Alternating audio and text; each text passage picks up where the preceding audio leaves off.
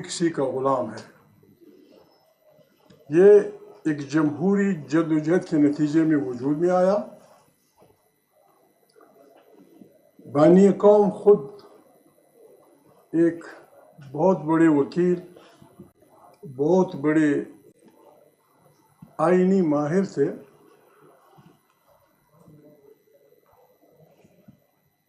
پاکستان میں رہنے والے لوگ پشتون، بلوچ، سندھی، سرائکی اپنے اپنے مدر وطن پہ ہزاروں سال سے آباد ہیں۔ نہ کسی کو یہ وطن کسی نے خیرات میں دیا ہے، نہ کسی کو یہ وطن کسی نے زکوٰۃ میں دیا ہے۔ اس پہ رہنے والے لوگ مختلف زبانیں بولتے ہیں، مختلف کلچرز ہیں ان کا۔ اس کے چلانے کا واحد راستہ یہی تھا کہ اس کو ایک جمہوری فیڈریشن، جس میں آئین کی بالادستی ہوتی، منتخب پارلیمنٹ طاقت کا سرچشمہ ہوتا اور تمام پالیسیاں منتخب پارلیمنٹ سے نکلتی۔ لیکن بدقسمتی سے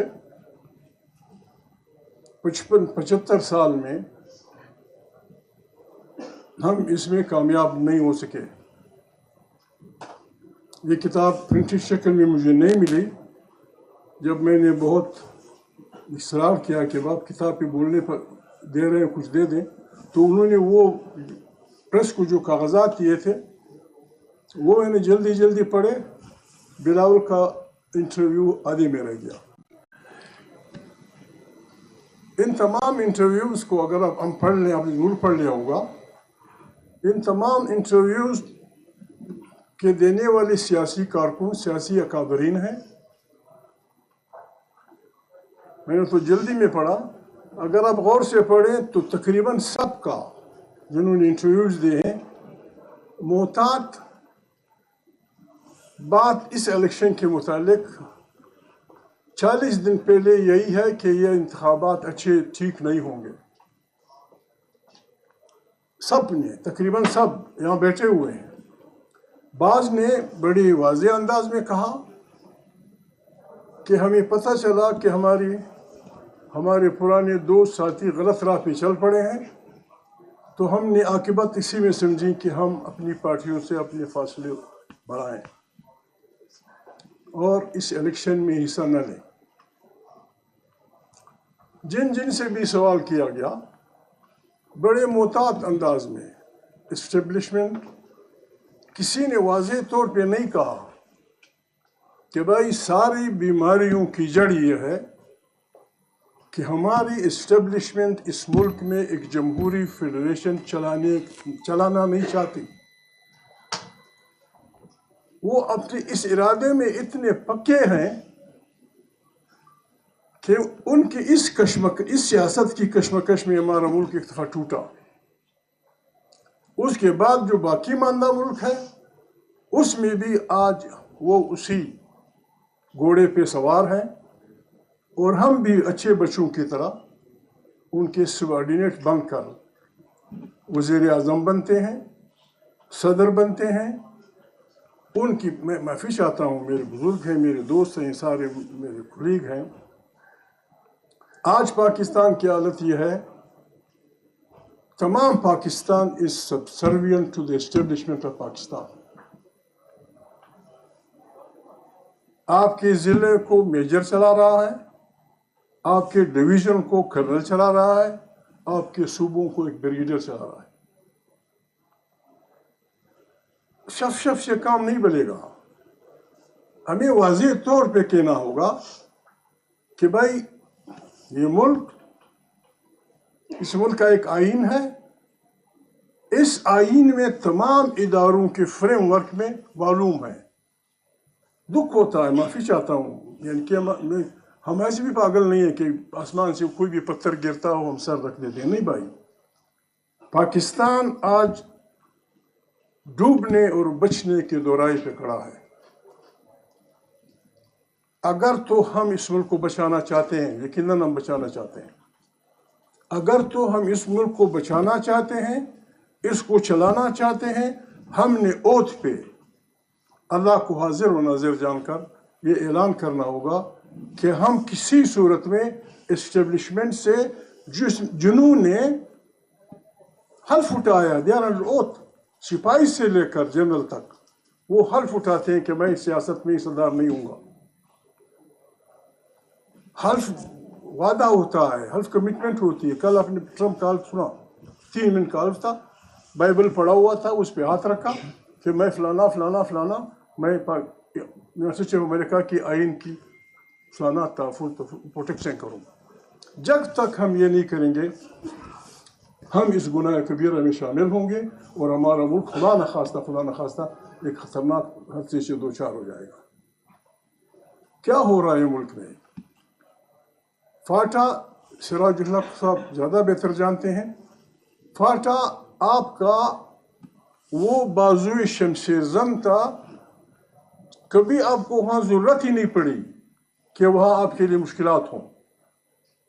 کیا ہوا کہ آج آگ اگلی جا رہی ہے ہر زندگی؟ بلوچ علاقے میں کیا ہو رہا ہے؟ بلوچ علاقے، سیدھی سادی بات ہے، آج بھی یہ ملک چل سکتا ہے، آج بھی یہ ملک چل سکتا ہے. فاٹا کے لوگ کیا چاہتے ہیں آپ سے؟ وہ کہتے ہیں بابا خدا کو مانو، جو خدا پاک نے میرے وطن میں نعمتیں پیدا کی ہیں، جو اللہ پاک کے یہاں منرلز ہیں، اس پہ ہمارا کم سے کم بچوں کو آپ تسلیم کر دو. بلوچ انسرجنسی کی بات ہو رہی ہے، بلوچستان میں اب بغاوت ہے. کون سی بغاوت؟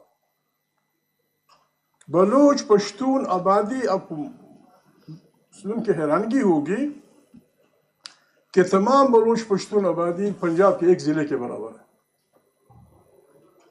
اتنی جھوٹی موٹی ان لوگوں نے لکھی ہے. تمام بلوچستان کی آبادی پنجاب کے ایک ضلع کے برابر ہے. ضلع گوجرانوالا، ضلع سہیوال، ضلع لائل پور، ضلع لاہور، لیکن ان کی وسعت، ان کی زمینیں، اس میں ملنے والی نعمتیں وہ اربوں خربوں ڈالر کی ہیں. جہاں کبھی کبھی جاتے ہیں بلوچ علاقے میں، ہم سے بہت کم لوگ گئے ہیں، اور عورتوں کو تو چھیڑیے، بلوچ مرد کے پاس 3 کپڑے کا تصور نہیں ہے. بلوچ مرد کے پاس 3 جوڑے کا تصور نہیں ہے. غریب بلوچ وہ بہت متوسط طبقے کا ہے، اگر اس کے ہاں 2 بکریاں ہیں، اس کو دودھ ملتا ہے، لسی ملتی ہے، پانی کا گزارا ہوتا ہے، وہ بڑا متوسط طبقے کا ہے. اب سب پاکستان کے تعلیم یافتہ لوگ ہیں. مثال میں دیتا ہوں، 60s میں گیس پیدا ہوئی بکٹی علاقے میں، بلینز آف ڈالرز کی گیس. یہ گیس یہاں تک اس بلڈنگ میں ہوگی، گلگت میں ہے، چترال میں ہے، پتہ نہیں کہاں ہے. پنجاب سندھ کے کارخانے اس سے چلتے ہیں، لیکن آج بھی بکٹی اور مری عورتیں، ہماری بہنیں، ہماری مائیں روٹی توے پہ پکاتی ہیں. تو کون چھوڑے گا اس پالیسی کے تحت آپ کو ایکسپلور کرنے کے لیے؟ اور جب آپ کو منع کیا جاتا ہے، آپ ان کو دہشت گرد لگا کے بسم اللہ شروع کر دیتے ہیں. خدا کے معنی، for God sake let us get up. Ukraine روس کے بالکل یہاں ہے، ادھر مرد بالکل ہمارے عورتوں سے بھی نازک ہیں. آج یوکرین کو دنیا نے سپورٹ دی ہے، رشین ٹینک، رشین ہیلی کاپٹر، رشین فلانا ان کی ضد دے دی ہے. رشیا حیران پریشان ہے کہ یوکرین کا کیا کرے. آپ نے یہ گارنٹی کہاں سے لی ہے؟ اسے ہم نہیں جائیں گے، اسے ہم نہیں بچیں گے. جی ہندوستان یہ کر رہا ہے، ہمارا دشمن یہ کر رہا ہے، ہمارا فلانا یہ کر رہا ہے. آپ اپنے دشمن کو یہ موقع کیوں دیتے ہیں؟ اگر آج بلوچ کو anti tank, anti missile, anti فلانا دے دیا جائے تو پھر آپ کہاں رہیں گے؟ آپ وزیرستان میں لگے ہوئے قتل عام کر رہے ہیں. بسود علاقے میں پچھلی دفعہ جو کچھ ہوا، 3 4 5 آدمی تھے کہ وہ القاعدہ سے تعلق ہے یا فلانا فلانا. آپ نے تمام مسعود قبیلے کو، the entire tribe، آپ نے انہیں بالکل پش آؤٹ کیا، نکلو اپنے گھروں سے. آپ نے سوات، تمام سوات کو وہاں سے نکالا، اپنے گھروں سے نکلو. کس لیے؟ میں یہاں دہشت گرد ڈوبنا چاہتا ہوں. دہشت گرد تو سراج الحق بتائے گا اپنے گاؤں میں آپ کو، دہشت گرد تو میں بتاؤں گا اپنے گاؤں میں آپ کو، دہشت گرد تو خاقان عباسی بتائے گا باسی علاقے میں. آپ نے تمام علاقوں کو وہ کیا. پھر آپ نے مسعود صاحب، یہ قبائلی دنیا آپ کو مروت، یہ ہمارے باقی جو پشتون علاقے، یہ آپ کو پیرا ملٹری فورسز کے لیے 1 لاکھ آدمی دیتا ہے. آپ ان کو ایک سانس میں دہشت گرد کرتے ہیں، دوسرے سانس میں قومی اسمبلی کے سامنے 2 مسعود کھڑے ہیں، 2 خٹک کھڑے ہیں، 2 وہ کھڑے ہیں، ان کے پاس کلاشنکوف ہے. فرانس کے سفارتخانے کے سامنے، امریکہ کے سفارتخانے کے سامنے، انگریزوں کے سفارتخانے کے سامنے یہی دہشت گرد کھڑے ہیں. یہ دہشت گرد تو کسی سفیر کو مار سکتے ہیں. یہ کیسے آپ کر رہے ہیں؟ سیدھی سادی بات ہے، بسم اللہ کریں. بلو بک، پاکستان کا گرین بک یا بلو بک، اس میں میں نہیں کسی سے وہ کرتا. میرے کیا ہے، اپنے لوگ ہیں، جرنیل بھی اپنا ہے، پروفیسر بھی اپنا ہے، بچیاں بھی اپنی ہیں، بچے بھی اپنے ہیں. بلو بک میں وہ 3 درجے میں آتا ہے.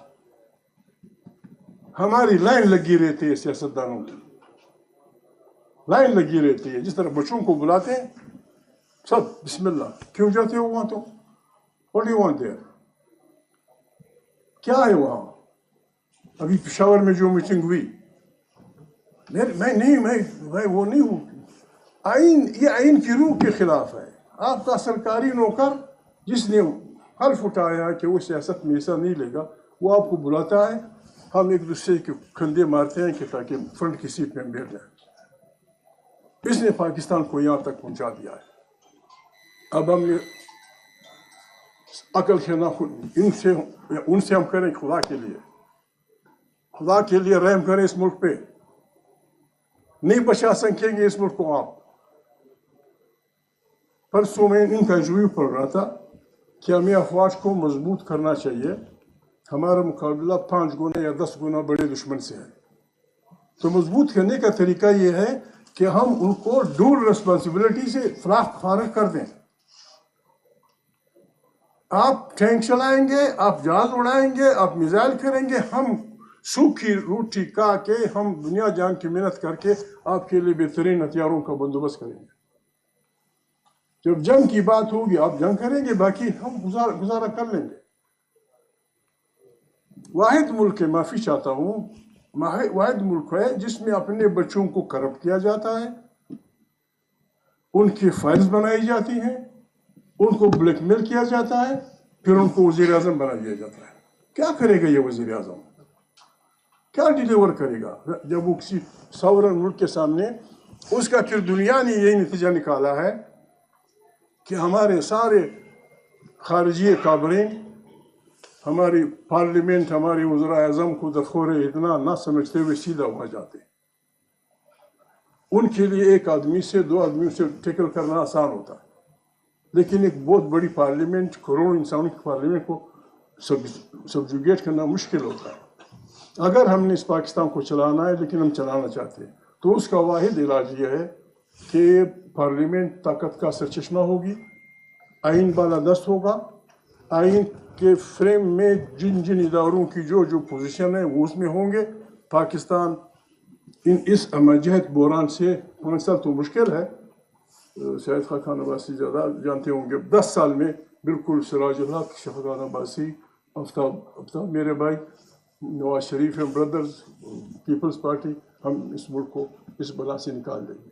اگر ہم یہ نہیں کریں گے، ہم اس گناہ میں شریک ہوں گے، اور خدا نخواستہ پاکستان ایک خطرناک حادثے سے دوچار ہو جائے گا. پاکستان زندہ باد. لیکن پاکستان، اگر ہم سارے صبح اٹھ کے قرآن کی تلاوت کر کے کروڑوں انسان صبح بھی کہیں پاکستان زندہ باد، شام بھی کہیں پاکستان زندہ باد، پاکستان زندہ باد نہیں ہوگا. پاکستان تب زندہ باد ہوگا جب پنجاب زندہ باد ہوگا. پاکستان تب زندہ باد ہوگا جب سندھ زندہ باد ہوگا. پاکستان تب زندہ باد ہوگا جب بلوچ زندہ باد ہوگا، پاکستان تب زندہ باد ہوگا جب پشتون زندہ باد ہوگا. ان کے زندہ باد کا فریق میں کسی سے ملا نہیں ہوں، میں ذمہ وار ہوں اس آدمی کو ساتھ لے کے، اس آدمی کو ساتھ لے کے.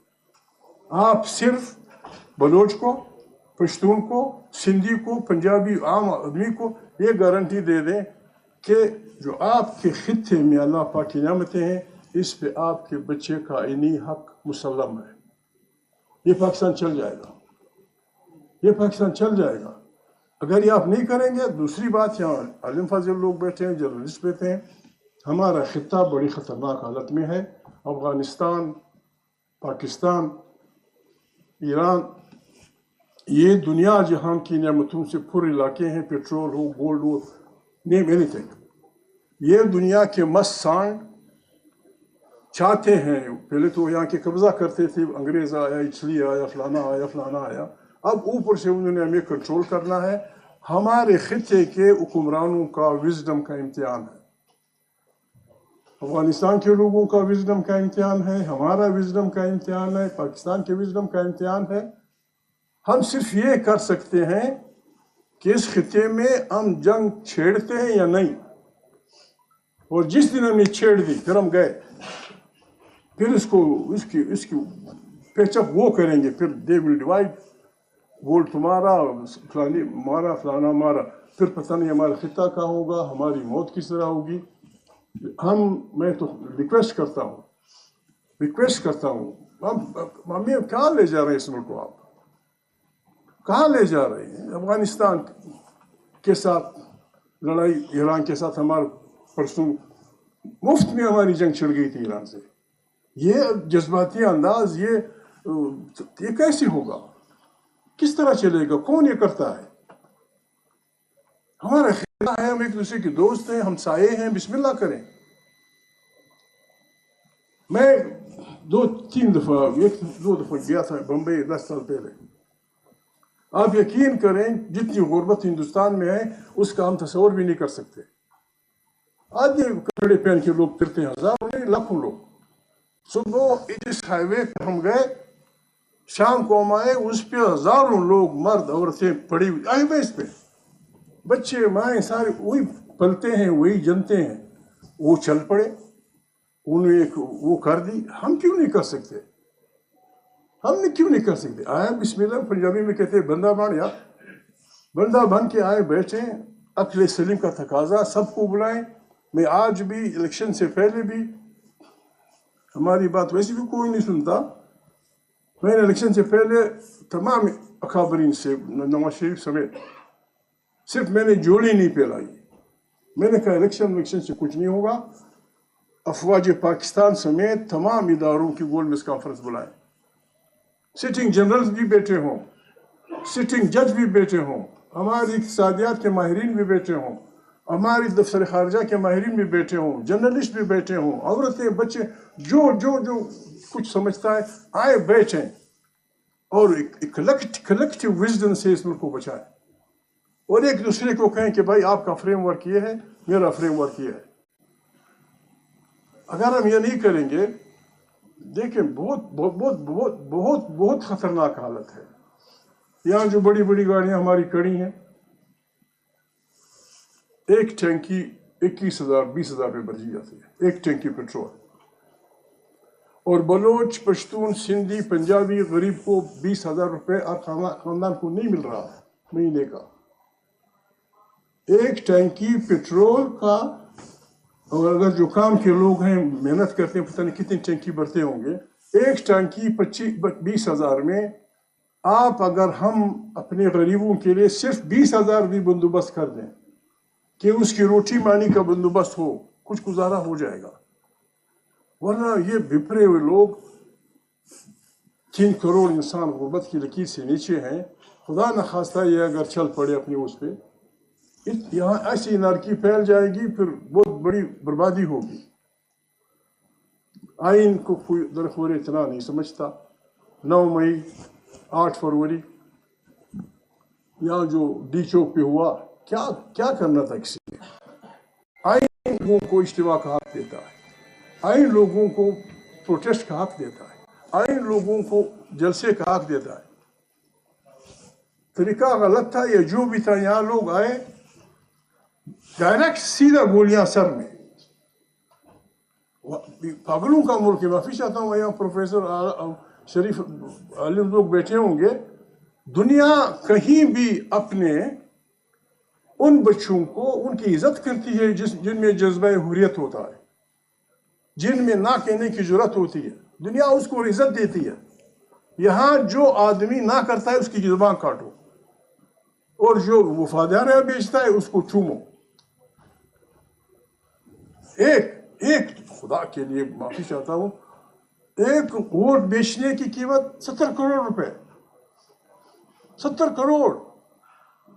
کروڑ یہاں جو عورتیں بچے بیٹھے ہوئے ہیں، یہ سب ہم نے کسی دوسرے کا بھی نہیں، بینک کا بھی نہیں دیکھا کہ 70 کروڑ جب رکھا جائے کتنا ہوتا ہے. صرف ایک لکیر پہ ایک یوں کر دو، آپ کو 70 کروڑ مل گئے. پھر کون جیل میں ہوگا؟ ہیروئن کا وہ مریض جس نے مجبوری سے سائیکل چوری کی ہے، وہ جیل چلا جائے گا. وہ غریب آدمی جس کے بچے بھوکے ہیں، ایک تھیلی آٹا لے کے بھاگا، وہ جیل میں ہوگا.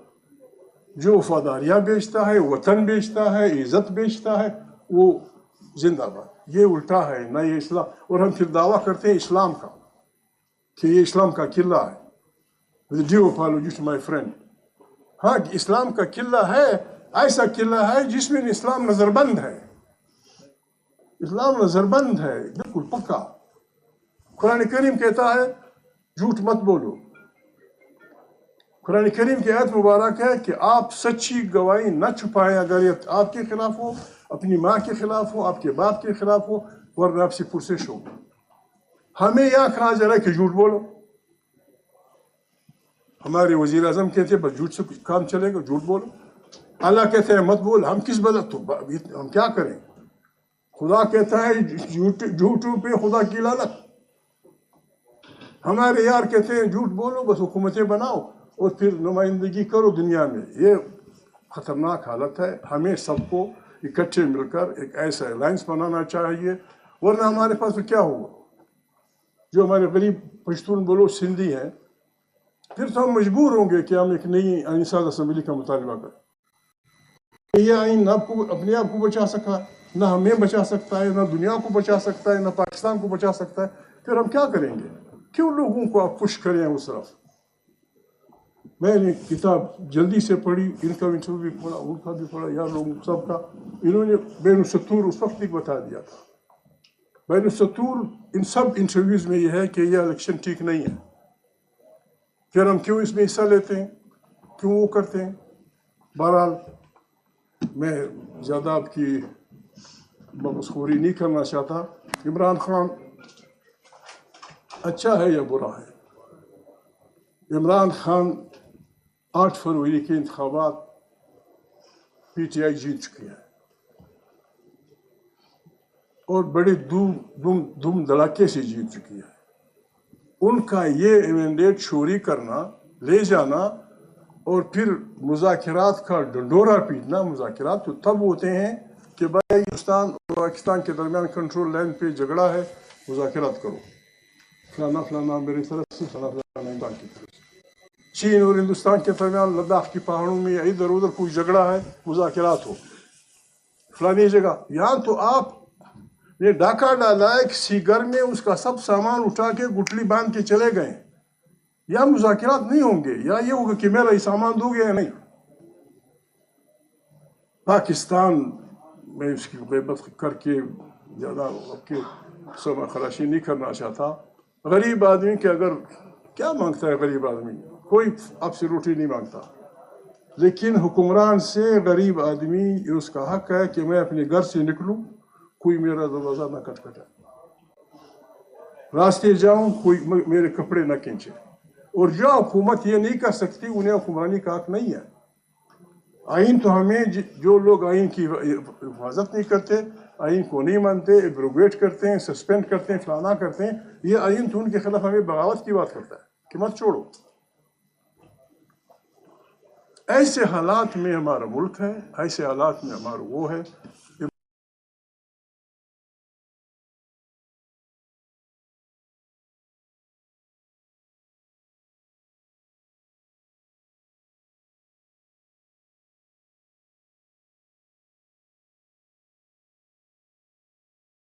آخری فکرہ، جتنی بھی ہمارے وزیر اعظم ہیں ان سب کو وزیر اعظم بنایا گیا، پھر ان کو عدالتوں میں گھسیٹا گیا، سب کو، دیئر اون پرائم منسٹر جو ان کی اس سے بنے تھے سب کو گھسیٹا ہے۔